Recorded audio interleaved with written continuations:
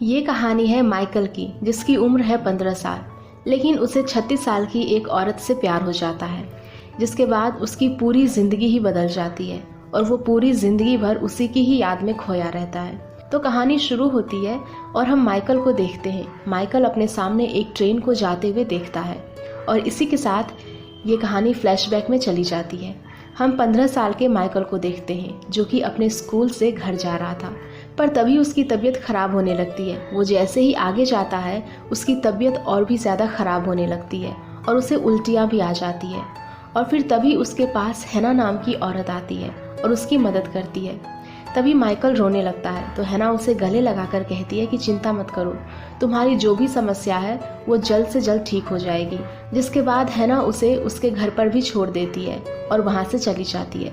घर के अंदर आने पर माइकल के घर वालों को पता चलता है कि उसकी तबीयत ठीक नहीं है। तो फिर जब डॉक्टर माइकल को चेक करता है तो वो बताता है कि उसे स्कारलेट फीवर है, जिस वजह से उसे अगले 3 महीने तक अपने रूम के अंदर ही रहना होगा। अगर वो अपने रूम से बाहर निकला तो ये बीमारी उसके घर वालों को भी लग जाएगी। तो फिर अब माइकल भी ऐसा ही करता है और अगले 3 महीने तक वो अपने रूम के अंदर ही पड़ा रहता है। और फिर जब वो ठीक हो जाता है तो सबसे पहले वो हैना के लिए एक बुके खरीद कर उसके घर पहुंच जाता है ताकि वो उसका शुक्रिया अदा कर सके। वो उसे बुके देता है और कहता है कि मैं पहले भी आ जाता, लेकिन डॉक्टर ने मुझे 3 महीने घर के अंदर ही रहने के लिए कहा था, इसीलिए मुझे इतनी देर हो गई। तो हैना कहती है कि कोई बात नहीं। जिसके बाद माइकल उससे पूछता है कि अगर आपको किसी भी काम की ज़रूरत पड़े तो आप मुझे बता सकते हो। तो हैना कहती है कि मैं एक कंडक्टर हूँ, तो तुम चाहो तो मेरे साथ चल सकते हो। और फिर इसी के दौरान माइकल हैना को कपड़े बदलते हुए भी देखता है, जिसे हैना देख लेती है, जिस बात से घबरा कर माइकल वहाँ से भाग जाता है। लेकिन वो कई दिनों तक हैना के घर के आसपास मंडराने लगता है। फिर एक दिन जब वो हैना को कोयला लाते हुए देखता है तो वो भी उसके पास चला जाता है और पूछता है कि क्या मैं आपकी मदद कर सकता हूँ। तो हैना कहती है कि ठीक है, नीचे और भी कोयले हैं, तुम उसे लेकर आओ। और फिर इसी के चलते माइकल की हालत काफ़ी ख़राब हो जाती है, जिसे देखकर हैना उसके ऊपर काफ़ी हंसती है। हैना कहती है कि तुम अपने कपड़े उतारो, तुम्हारे कपड़े काफ़ी गंदे हो चुके हैं और मैं उन्हें साफ़ करके देती हूँ, तब तक तुम नहा भी लेना। और फिर जब वो माइकल के लिए टॉवेल लेकर आती है तो हमें पता चलता है कि हैना ने भी अपने कपड़े उतार दिए हैं। वो उसकी पीठ पर किस करने लगती है और कहती है कि तुम यही चाहते थे ना। जिस बात को सुनकर माइकल कंफ्यूज होने लगता है। तो हैना कहती है कि मेरी तरफ देखो। जिसके बाद वो उसे किस करती है और दोनों इंटीमेट भी होने लगते हैं। और अब इसके बाद ही इन दोनों का अफेयर स्टार्ट हो जाता है। स्कूल छूटने के बाद वो हर दिन हैना के पास आता था और ऐसे ही हर दिन वो दोनों एक दूसरे के करीब आते रहते थे। अब एक दिन माइकल उसे कहानी सुनाता है तो एक दिन एक दूसरे से सवाल जवाब करते हैं, जिससे देखने में हमें ऐसा लगता है कि ये दोनों एक दूसरे से बहुत ही ज़्यादा प्यार करते हैं। अब एक रात माइकल हैना से पूछता है क्या कल हम डिनर पर जा सकते हैं, जिस पर हैना उसे हाँ कह देती है। और फिर अगले दिन ये दोनों बाहर जाते हैं तो सभी लोग इन दोनों को ही देखने लगते हैं, क्योंकि इन दोनों की उम्र में काफ़ी फासला था, जिससे हैना ऑकवर्ड फील करने लगती है। तो ये दोनों लोगों से दूर एक झील के पास आते हैं, जहाँ पर हैना नहाने लगती है। वो माइकल को भी पानी के अंदर आने के लिए कहती है, लेकिन माइकल कहता है कि नहीं, अभी मैं एक कविता लिख रहा हूँ जो कि आपके बारे में है और मैं इसे पढ़कर आपको सुनाऊंगा। अब हम माइकल के कुछ दोस्तों को देखते हैं, जिसमें से एक लड़की उसे पसंद भी करती थी, पर माइकल उसे हर बार इग्नोर कर दिया करता था क्योंकि वो हैना से प्यार करता था। अब एक दिन हैना का प्रमोशन भी हो जाता है, जिसके चलते उसे ये सिटी छोड़नी होगी। माइकल का जब बर्थडे आता है तो वो अपने दोस्तों को छोड़कर हैना के पास आता है, जिससे हैना उस पर काफ़ी गुस्सा होती है कि मेरे चक्कर में तुम अपने दोस्तों को मत छोड़ो। लेकिन माइकल उसे मना लेता है और फिर आखिरी बार ये दोनों इंटीमेट होते हैं। और फिर अगली सुबह हैना माइकल को बताए बगैर ही वहाँ से चली जाती है, क्योंकि उसका प्रमोशन एक दूसरी जगह पर हो चुका था। और फिर जब माइकल उसके घर आता है तो हैना उसे नहीं मिलती। वो काफ़ी दुखी होता है और अकेले ही अपना टाइम बिताने लगता है। वो ज़्यादातर किसी से बातें भी नहीं करता। और फिर देखते ही देखते 8 साल बीत जाते हैं, जहाँ पर माइकल अब 23 साल का हो चुका था और वो LLB की पढ़ाई कर रहा था। अब एक दिन उन सभी स्टूडेंट्स को केस ट्रायल देखने के लिए ले जाया जाता है। दरअसल कुछ महिलाओं के ऊपर ये आरोप लगाया गया था कि उन्होंने यहूदियों के 300 लोगों को चर्च के अंदर जलने के लिए छोड़ दिया। चाहे तो वो उन्हें बचा भी सकते थे, लेकिन उन्होंने ऐसा नहीं किया। इन सभी आरोपियों के अंदर हम हैना को भी देखते हैं, जो खुद भी एक गुनहगार है। उसे देखकर माइकल काफ़ी चौंक जाता है, उसने कभी सोचा नहीं था कि हैना ऐसा भी कर सकती है। वहाँ पर हम एक बच्ची और यहूदी औरत को भी देखते हैं जो उन 300 लोगों में से बच गई थी। उसने एक बुक लिखी थी जिसके अंदर उन्होंने हैना का साफ साफ जिक्र किया था। और अब हैना के बोलने की बारी आती है, जो ये सब कबूल कर लेती है और कहती है कि मुझे पता था कि वो सब लोग मरने वाले हैं। मैं चाहती तो उन सभी को बचा सकती थी, लेकिन मुझे ऐसा करने से रोक लिया गया और चर्च का गेट खोलने नहीं दिया गया। जिसके बाद अदालत उससे पूछती है कि तुमने उस दस्तावेजों पे साइन किए हैं जिसमें इन सभी बातों को मेंशन किया गया है। तो हैना कहती है कि नहीं, मैंने किसी भी दस्तावेज के ऊपर साइन नहीं किया है। तो अदालत कहती है कि ठीक है, हम तुम्हारे अक्षरों को मैच कराएंगे, तो कागज़ लो और उसके ऊपर कुछ लिख कर बताओ ताकि हम तुम्हारे हैंडराइटिंग को पहचान सकें। फिर हैना जैसे ही इस बात को सुनती है वो बता देती है कि वो साइन मैंने ही किए थे। और यहाँ पर माइकल को पूरी बात समझ में आती है कि हैना एक अनपढ़ औरत है जिसे पढ़ना लिखना नहीं आता। और जब उसका प्रमोशन हुआ था तो वो वहाँ से भाग गई और चर्च के गार्ड की जॉब करने लगी, क्योंकि वो नहीं चाहती थी कि लोगों को उसके बारे में पता चले कि वो एक अनपढ़ औरत है। और जो कुछ भी उन 300 लोगों के साथ हुआ उनका जिम्मेदार हैना खुद को ही मान लेती है और उसे उम्र कैद की सज़ा भी हो जाती है, जबकि दूसरे गुनहगारों को कुछ ही साल की सज़ा होती है।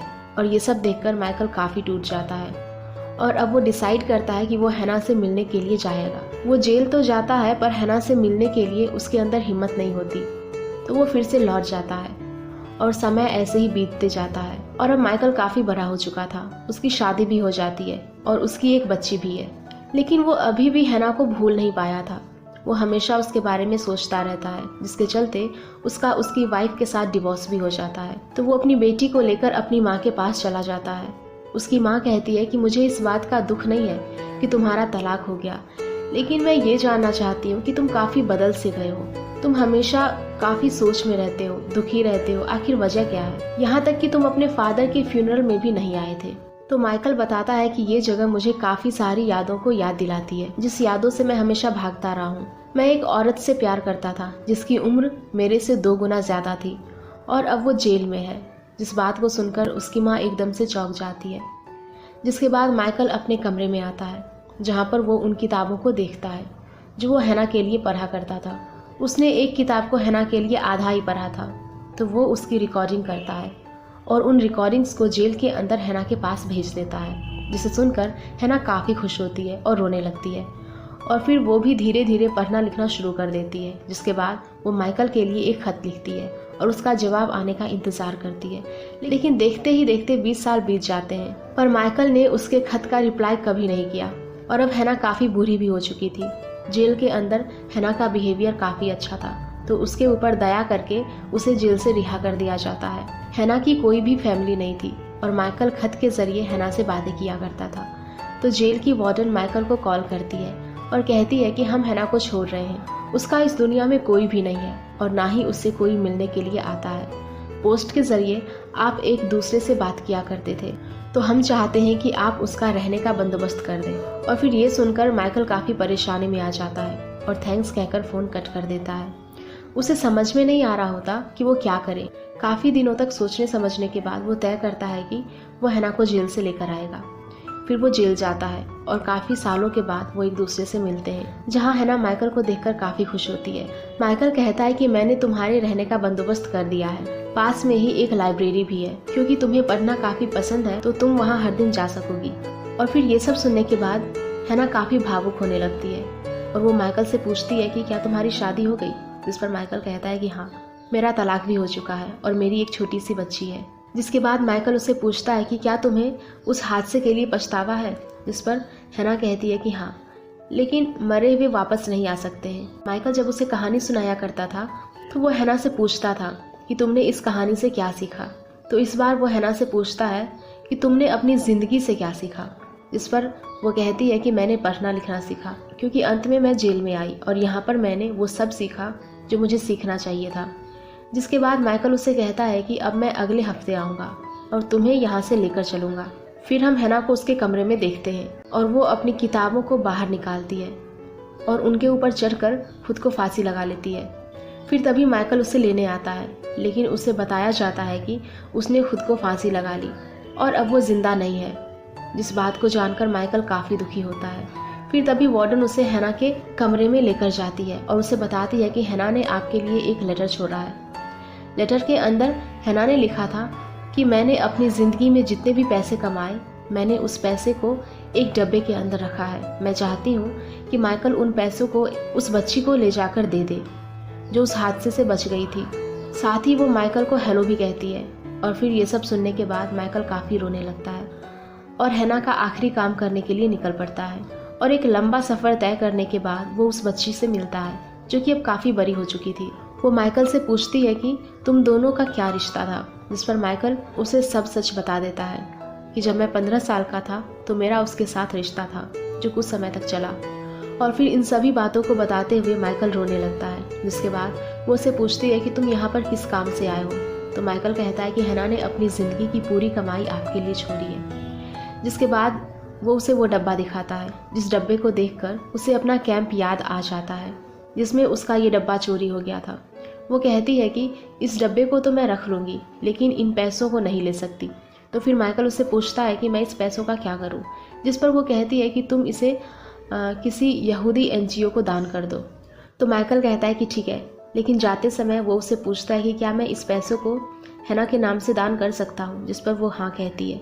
जिसके बाद माइकल अपनी बेटी से मिलता है और उसे हैना की कब्र पर लेकर आता है और अपनी और हैना की कहानी अपनी बेटी को सुनाने लगता है, जिससे उसकी बेटी मुस्कुराती है। एंड इसी सीन के साथ ये कहानी यहीं पर ख़त्म हो जाती है। सो गाइज़, अगर आप लोगों को ये मूवी पसंद आई हो तो प्लीज़ वीडियो को लाइक करना, शेयर करना और ऐसी मूवीज़ के लिए हमारे चैनल को सब्सक्राइब भी कर लेना। Thank you.